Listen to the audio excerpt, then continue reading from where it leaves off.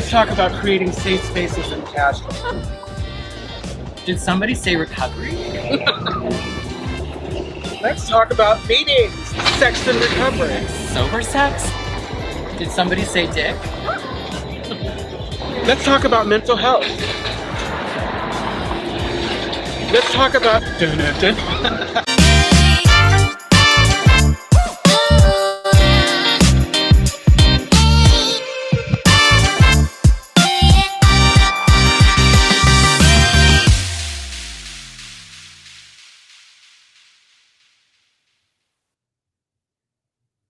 Welcome. You are at the CCC. Where there are no outside issues with Bonnie Violet. Lulu. And Anthony. And Anthony, and Peggy. Right?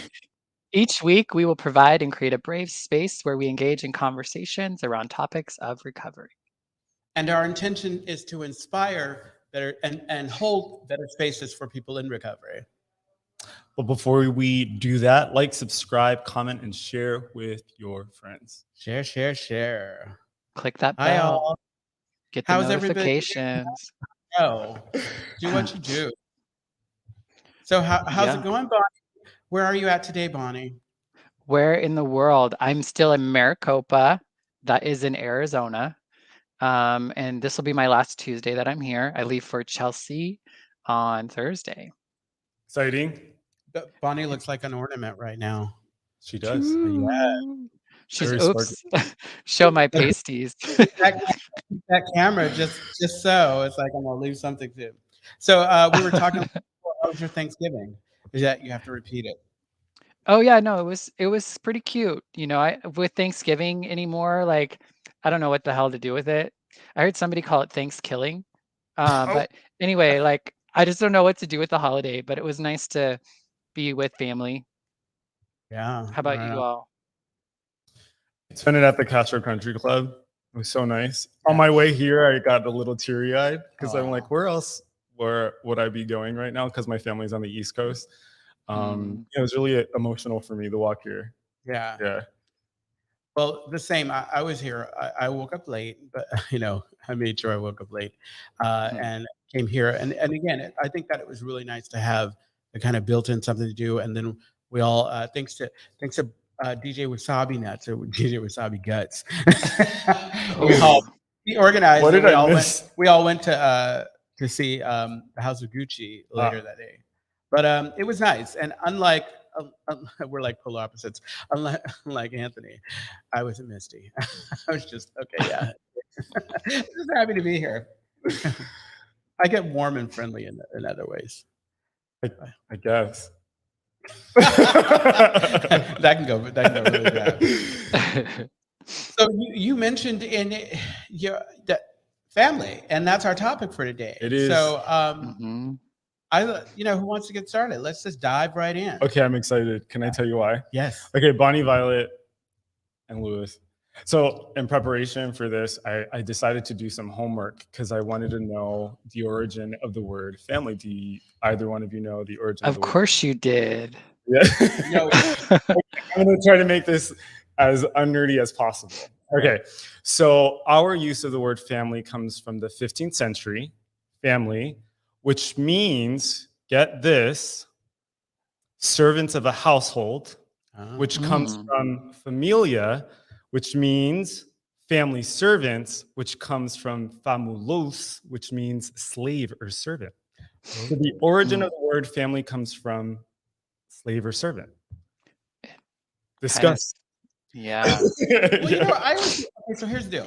Okay, so if we take away what we know and feel about the word slave, it wasn't necessarily a bad thing, because I can be a slave to the rhythm. Slave the other way of saying committed in an intense way to something. So I completely understand that. And that sounds interesting because I think my first thought was like, oh yeah, families are really hard. Like I know for me, I don't want to comparing it to slavery. Slave seems a little much for me personally, but it did bring up for me at least family stuff. The difficult stuff for me is like that obligation, like Yeah. feeling obligated to your family. And I know for a long time I had a toxic relationship with my obligation to my family, like what it means to be a good child or a good brother or a good I don't know what I used to be a good uncle, but now I don't know what I am, but you know what I mean? Like but because I have these idea of what it means to be that, I would show up and do these things even if I didn't want to. Or I sometimes was resentful over the obligation, which sometimes drowned it out the truth that I actually did want to be with my family and I did want to spend that time, but I was resentful over the obligation enough to where I wasn't able to just be like, oh no, I really actually want to go spend some time with them. Yeah. So I guess to me, slave makes a lot of sense because family, as I think we know it now, is not family the way it was used, right? Like family, it was very practical, economic, right? And economic. It was about like serving on a farm. It was about having labor. And so that the origins have to do with like servitude doesn't surprise me. And so it makes me think about how like family, how we got to what family means now, right? And how those roles are undefined, but we still keep the structure of family. Am I making sense? Yeah. Mhm. Yeah. I really like the idea of I feel more comfortable with the word servant. And I think part of that might come from my Christian upbringing, if you will. Mm. Like there was some Bible verses that I was really drawn to that kind of referred to, and just a little bit about me. When I was 18 years old, I had my own business. Oh. I designed t-shirts, like Christian teachers t-shirts. And So you've basically always been a hustler, huh? always, always, always. And the name of my company or the brand was Servant. Oh, Mm. nice. Yeah. But I like that idea of being I feel like servant, there's like an element of choice, I think, or reverence, maybe. It can, I guess. I feel like there's I'm Puerto Rican, and in Puerto Rican families, Puertorriqueño, there's huh? don't do that. So in Don't Puerto do Rican that. families, there's a collectivist mentality, right? So that kind of servitude makes a lot of sense. And I think probably a lot of people from Latin America and other collectivist countries would probably agree. But so this idea of servitude seems incompatible with an American idea of family, especially since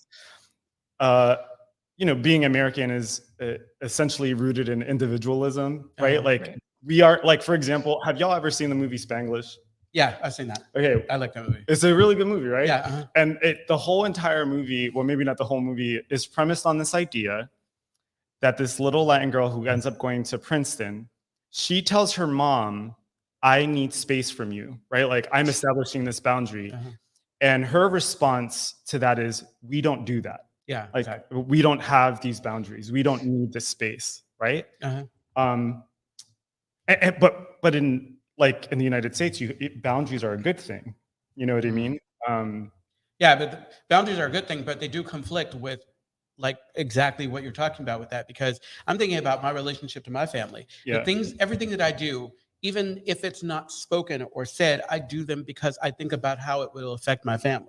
So I think that servitude is, it may not be obvious. It's not like dictated and like a but it is almost like it's that obligation that you were talking about. It's like being a part of.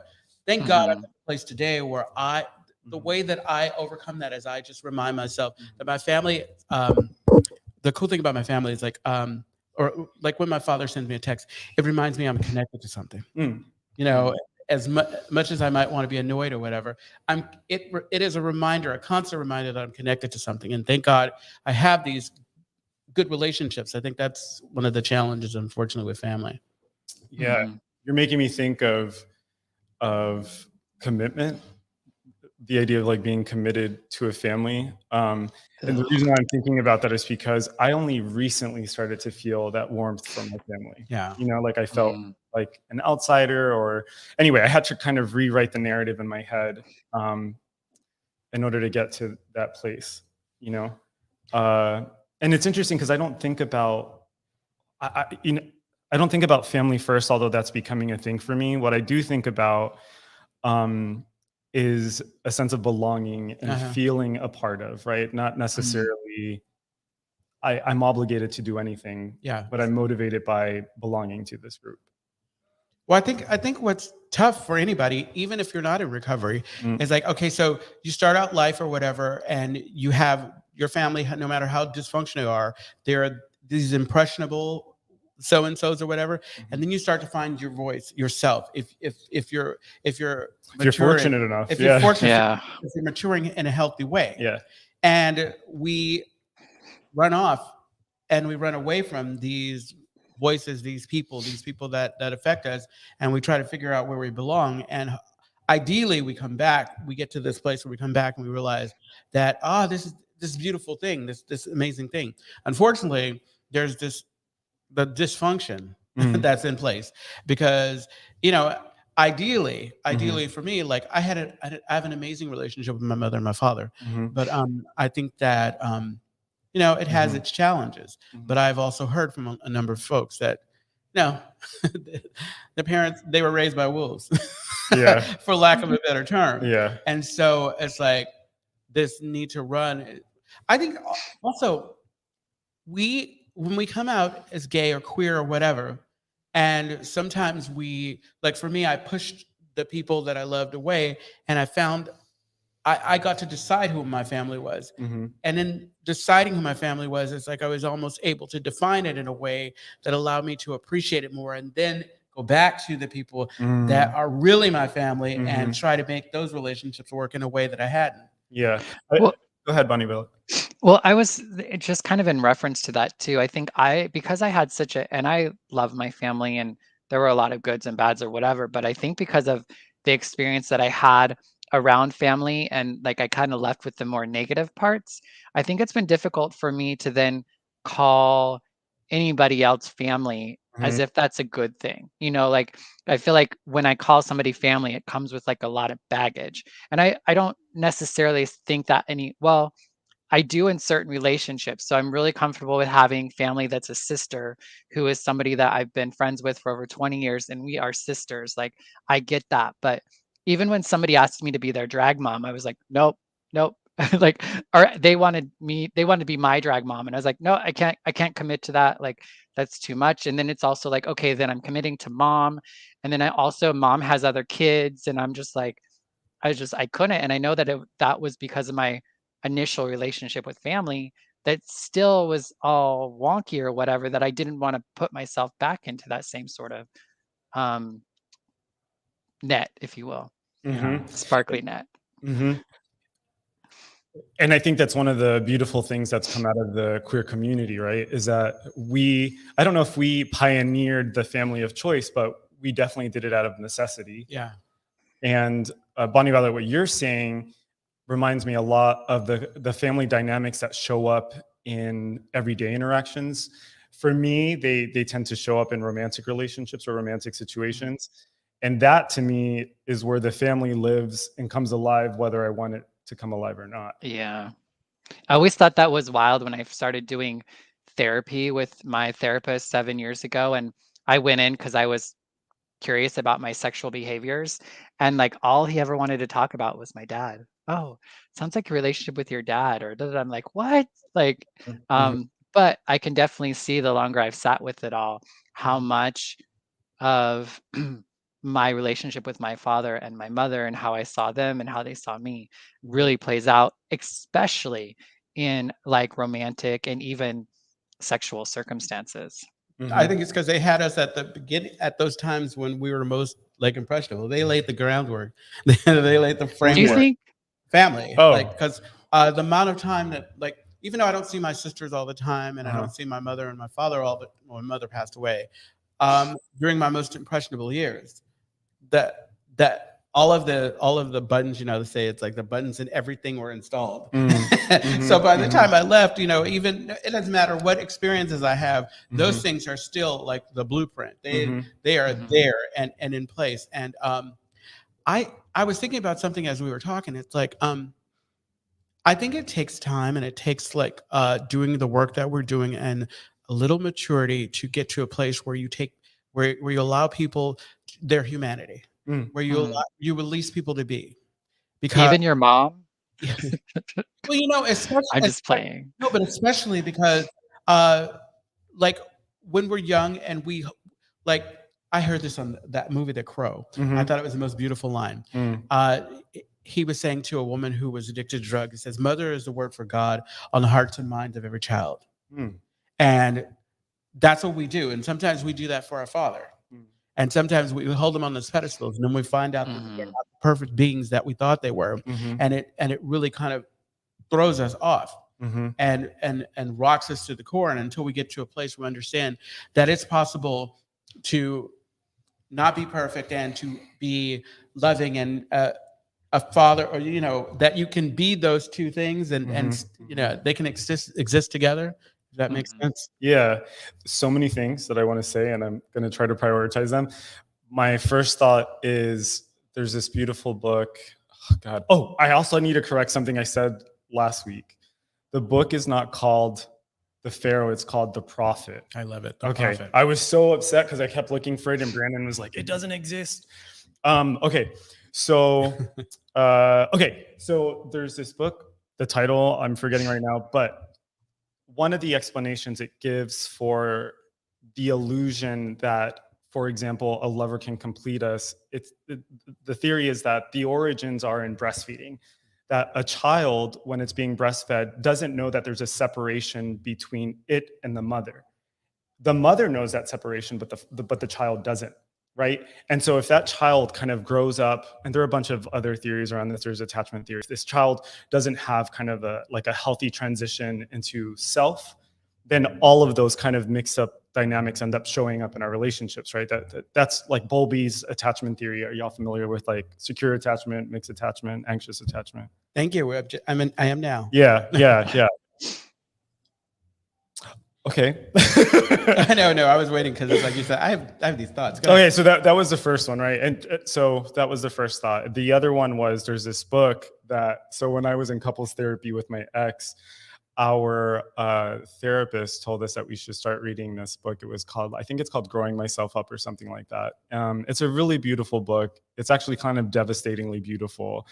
I don't know why I wanted to bring that up. Maybe to say that, I don't know. I think It'll come to you. Maybe it'll come to me. There was a point there. All right, someone else say something. I know, exactly. To get to that point. We're on fire. Oh, I remember the other thing. Okay. Unless Bonnie Violet was going to say No, something. go for it. Okay, so you know how you were talking about your therapist was interested in talking about your father? So like as a clinician, I am conflicted about that type of therapy, because the idea that basically that idea that we can learn about ourselves through our relationships with our parents has its origins in psychoanalysis, which has a lot of different issues, right? But that's just one way of knowing the world, right? Same thing, like there are theories we don't know for certain, because we have things like narrative therapy where we're literally co-authoring or re-authoring our lives. Which I guess to land on recovery is something that we get to do, right? We get to re-author and rethink and reframe the lives that we've lived. See how I did that? Yeah, exactly. I brought it around. Don't you have to unlearn certain behaviors before you can do this reauthoring? Because otherwise you're just kind of trying to overwrite something that's already in place. I'm trying to does it make sense? Yeah, I think because it's like again, going back to if these things are so deeply ingrained in you, if this is what you know, like this is what I was taught, like bad behavior that your parents put on you, they obviously learned it from somewhere, and it's like it takes somebody's got to break the cycle, but I haven't broken the cycle, then it doesn't matter what I'm doing. It's almost like I'm telling you I'm okay, but I'm not okay because I'm holding it. This has something to do with what I was talking about. But I'm telling you I'm good, but really I'm not good. I'm just glossing over that shit. I'm not really like acknowledging or working through it. Like I haven't overcome it. Yeah.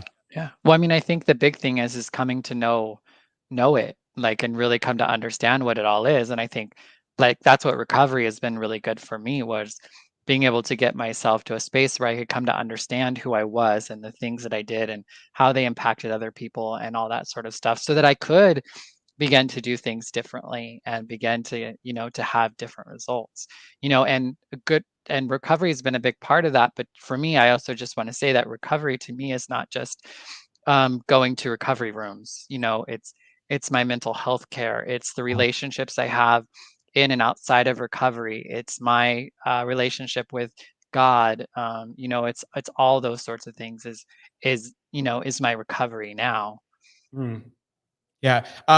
Also, it's like, so we dove right in, and I want to make sure, like, if to anybody listening, if you have any thoughts or comments, by all means, please share them with us. Yes, please do. And while we're doing that, I need to preface, although I am a clinician, I'm not licensed and I'm still a student, so none of this is advice. Right. Like, they're all going to try to get some. We're going to try to get some therapy. Yeah. Talk to me, please. They're like, I just did my therapy the other night at the CCC, and this is what they said. I know you'll get in trouble that way. Yeah. Oh god. License before I have it.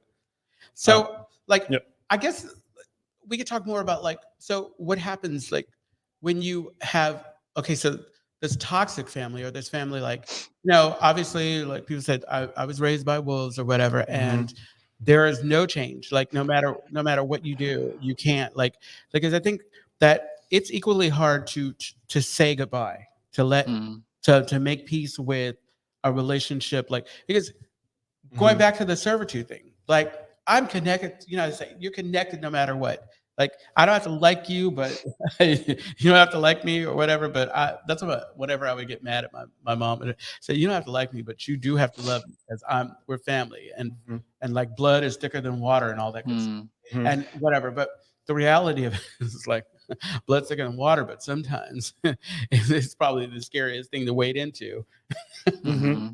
Well, and I think one of the things, and I started to talk to you all a little bit about this before the show, but in kind of thinking about, like, like in talking about, like, drawing these lines, or, and even back to what Anthony started out with, like, my relationship with my father right now is very much in this place where I'm feeling as if I'm like, do I, like, say this is who I am, fucking it, like, get with it or go, or do I, have some grace or some compassion? And I've been doing a lot of, like, asking people what their experience has been with their parents and stuff. And one of the things that I've noticed was a lot of the folks who did kind of sever themselves or sever from a family member, that it's not something that they really, it's not something they would recommend.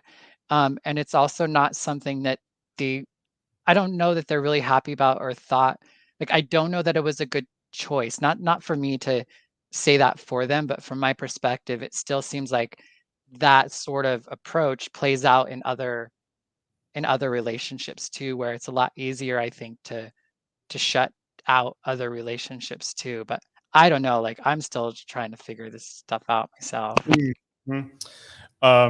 I see you looking over. No. I'm waiting. No. Yeah. Okay, let me look down. So one of the things that I've thought about a lot, just because I've been in, like, one failed relationship after another, is, like, what's happening? Like, why do these things keep repeating, and why do I end up in this, like, different relationships with basically the same person, just a different name? And why does breaking up hurt so bad, right? And so I was reading some research that suggests that the reason why it hurts so bad is because we have this evolutionary need to belong.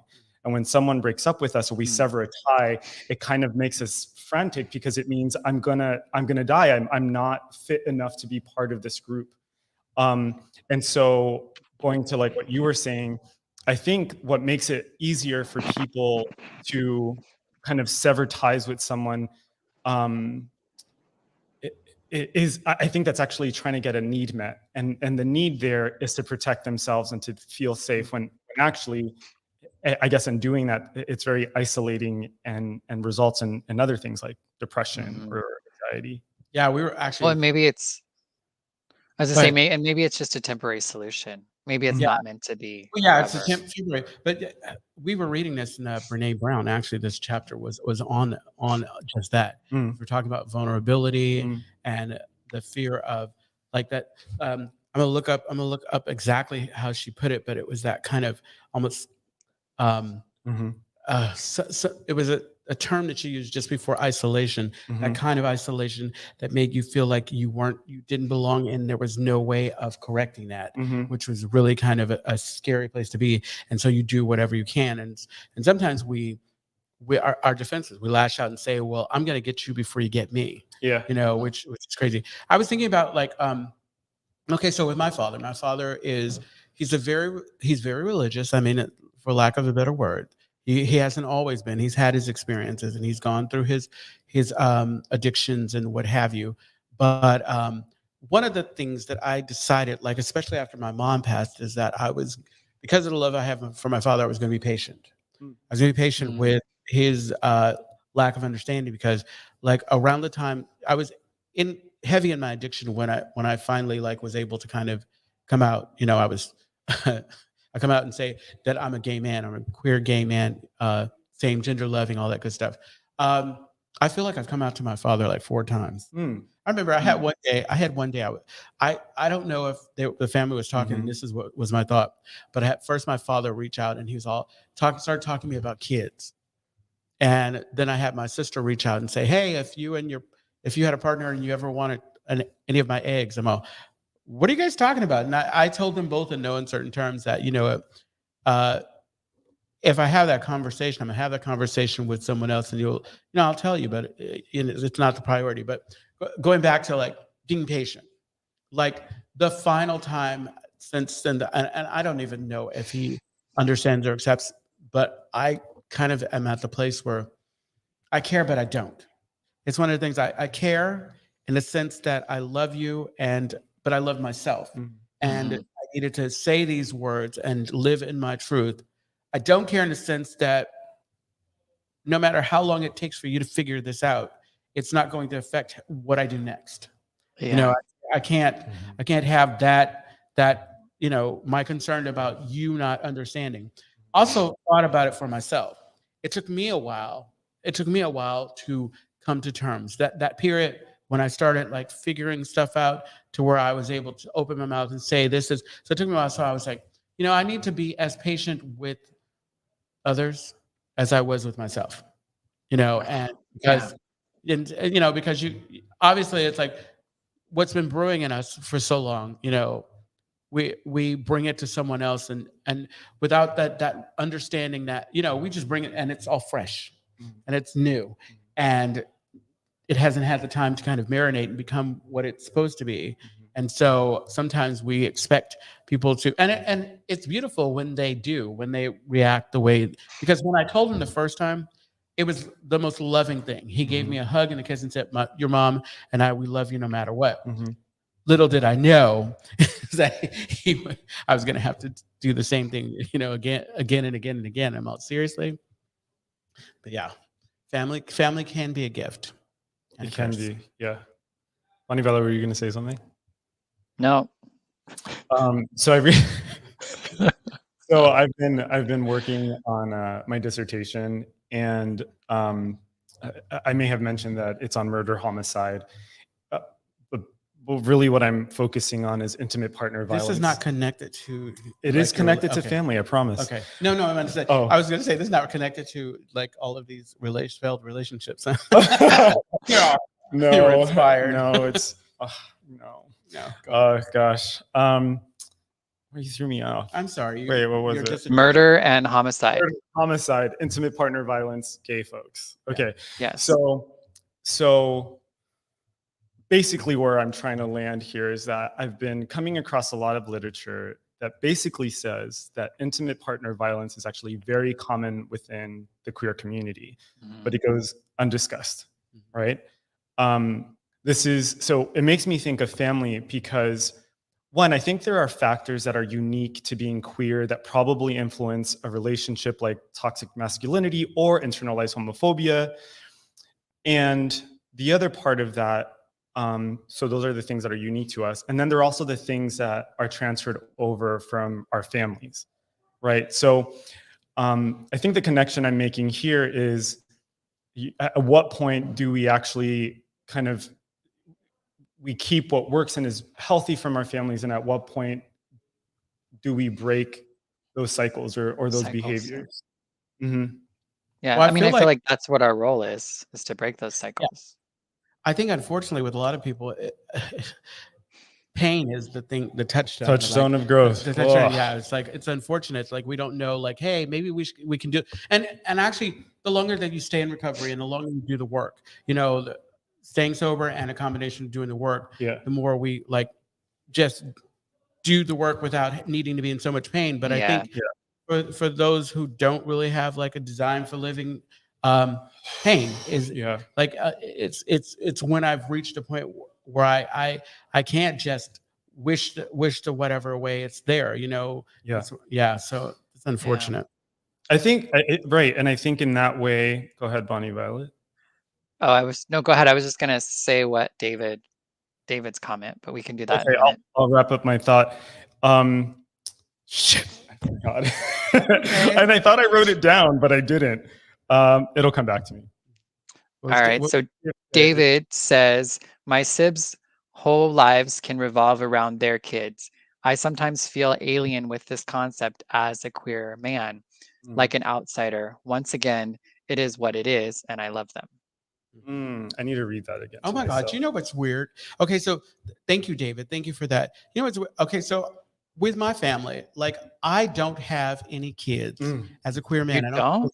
And I'm not in a relationship. And so and this was just the conversation I was having with myself. I was thinking that I was being judged, or I was being put in a category because like I was going to be forever perpetually at the kids' table. And that was a conversation that I had with no one. It was just, and so a lot of times, you know, I just avoided going because I didn't want to be judged because I didn't have this, because all of my sisters have kids and grandkids, and all my cousins are, and I'm like, you know, and it's still something I get to work on. David's comment. Sorry. No. Okay. Good. David's comment. I've had this conversation before where I think one of the difficulties that I have as a queer man is when I look at heterosexual relationships, right? When we think about heteronormativity, for example, when I look at heterosexual relationships, that is the dynamic between, you know, presumably a cis male and a cis female that has been curated and developed over hundreds of years.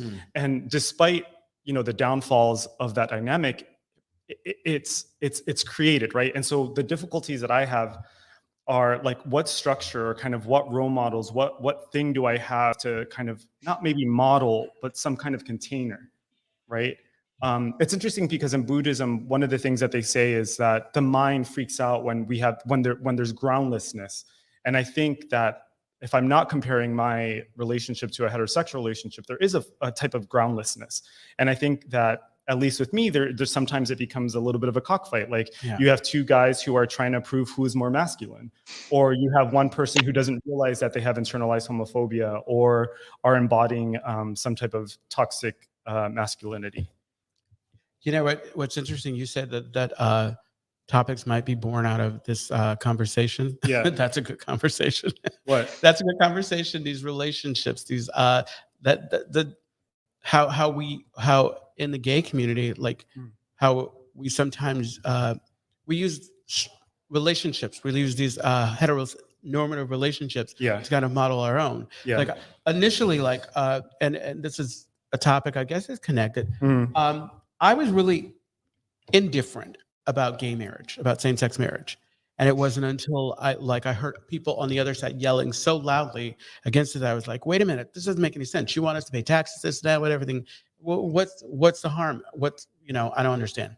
But there was a part of me who was thinking, folks are fighting so desperately because they want to they want to believe that what they have is normal, and for them, normal, a straight or a heterosexual relationship, Mhm. and that threw me off. That was like, whatever. Do you know what I'm saying? 100%. Yeah. So there's the kind of the this fight for legitimacy, Uh-huh. right? There's this Judith Butler. I went to a talk of hers like over 10 years ago. It was at CCA, and I remember her saying that one of the, gosh, I'll paraphrase, and if I'm misquoting Judith Butler, I apologize to all Judith Butler scholars. But one of the things she said is that we don't exist unless there's language for it, right? Like something doesn't exist unless there's language for it. And so how do we legitimize language but with the law, right? Yeah. And so I did hear the argument from like queer folks who are like, we don't need this because we are fine without it. If we adopt this thing, all we're doing is we're saying this system is legitimate and we are not legitimate. Yeah. And so we're trying to buy into this idea of heteronormativity. If you think about all the ads during Prop 8, what were they? These kind of watered down queer couples. You know what I mean? Everyone was like in a polo and khakis and had happy kids. Yeah. You know? But that's why a lot of people that like, okay, there's a lot of, like, we have all of these new definitions of family and relationship, like these thruples and like there's so many like different ways to be family. Oof. And it freaks people out. Yeah. But in some ways, I think more healthy, especially when you come together and you define for yourself what you believe family to be. And do I Yeah. have... Go ahead, Bunny I Violet. think there's a lot of freedom in that. It's like it makes me think of when I got sober and I got to kind of create my own higher power.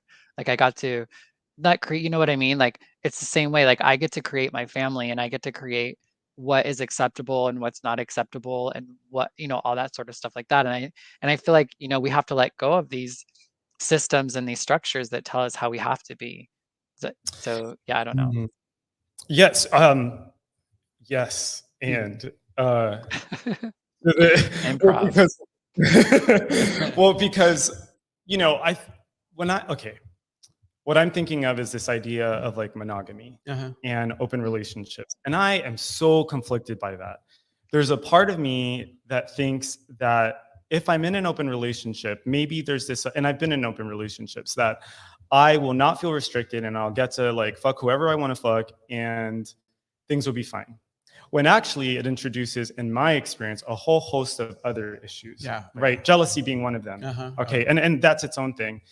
And so sometimes I reject the idea that we need to have, and this is not directly in response to you, Bunny Violet. Sometimes I reject the idea that we have to do away with systems that have actually proven like practical, right? Like there are economic, emotional benefits of having a monogamous relationship, right? There's the conservation of wealth. There's the conservation and stability, you know what I mean? And I also think, this is the last thing I'll say about this is, because again, I've been conflicted for so many years, is what is my partner not getting as a result of my dispensing energy sexually to other people? And if I were to forfeit sex with other people, does that somehow benefit my relationship? Stay tuned for next week. I know. Well, I'm processing that because it's like for me, that's another conversation because I'm just going to say it. The only thing about relationships I don't understand is like when you get into the relationship and it's open from the beginning. Say more. What do you mean? No. Okay. So, like say you're in a relationship, say you meet somebody, you connect and say, hey, let's be in a relationship. And the relationship is open from the get. Yeah. I understand having a relationship where you figure each other out, because each relationship has to have that period. Yeah. And then you decide later on, hey, maybe let's open because we need more. I need this, I need that, or whatever. I mean, and where I've fallen with this is like I don't have to understand it. Right, of course. I don't have to understand it, but it's like I'm all thinking. I was said I'm in an open relationship. I'm in no relationship right now. Yeah, that's my open relationship. Right. Yeah. But everything to do with what's okay, what's right for me. Yeah, I've heard the argument. Go ahead, Bunny Violet. Sorry, I've had a lot of time. Go ahead. Oh no, you're fine. I was just gonna say in response to the freedom that I liked what you like clarified as far as the fact that some things do work, and so it's like, don't throw the baby out with the bathwater, so to speak. You know, that, Mhm. but again, there's freedom in that. Like I get to choose what works for me or what doesn't work Right. for me or that sort of stuff. Yeah. Do you have a final thought? Any I final did, thoughts? and then I lost it. That's okay. It's like if it comes up, Yeah, I'll we just can shout it kinda- out. So yeah, so I want you all to know you can reach me at Louis86. A lot of fun pictures, me in drag or whatever, nothing too serious. But yeah, you can reach me and tell me what you want to hear. And how about you, Miss Bonnie? Ms. Bonnie, you can find me on all socials at Queer Chaplain. You might even find me other places at that too. Oh, all right now. I don't have social media still. Yeah. I just have a LinkedIn. We're working on it. Yeah, And again, it's like I still think that you should sign up for Christian Mingle. social media makes me so anxious. I know. We can have a conversation about that. People too. just need to be sure to talk in the comments while you're here. You know? Yeah. Absolutely. Just speak in the comments and or come back next week. And just a reminder again, it's like anything we talked about. We want you to know that while recovery is important to us, we don't speak for anyone else. We are not ambassadors for any one program. There is no right or wrong way to do what you're doing, just as long as you're doing it. Yep, I don't represent anyone but myself. Okay. Okay. And also to let you know that the Castro Country Club is a sober gathering place for all people and a home for the queer recovery community. And we're located in the heart of the Castro district of San Francisco. So we endeavor to be a space where all can seek wisdom, serenity, courage, and joy. And you will find more information at castrocountryclub.org. I remember what it Go ahead. No, Bonnie Violet, go. No, say it. I'm just doing the little end spiels. Well, I don't know how much time we have left, but one of the arguments I've heard about monogamy and open relationships is this sense of ownership. And why is it, for example, that a relationship should hinge on the sex that happens between that relationship? What is it about sex specifically? And what is it about this idea of owning the other person's body? You know? And I don't know that that's exactly what happens. I'll think about it some more, but just gonna plant those seeds. I think that's what we're talking about next week. Seeds? Relationships? Relationships. Different types of relationships. And I don't know, we'll work it out. It'll be nuanced and whatever, because it definitely, we have so much more to talk about on it. Shit. So yeah. So another way you can reach out to us, you can contact us via our Speak Pipe. Click the link in the description. It works in this way. You reach out to the pipe and you leave a voice message. You leave a voicemail. We listen to it later. Right on. We share it online. Look for us at the CCC where you listen to podcasts. Is that it? Yeah, and tune in every week at 4 p.m. Pacific Standard Time at the Castro Country Club on YouTube and Facebook.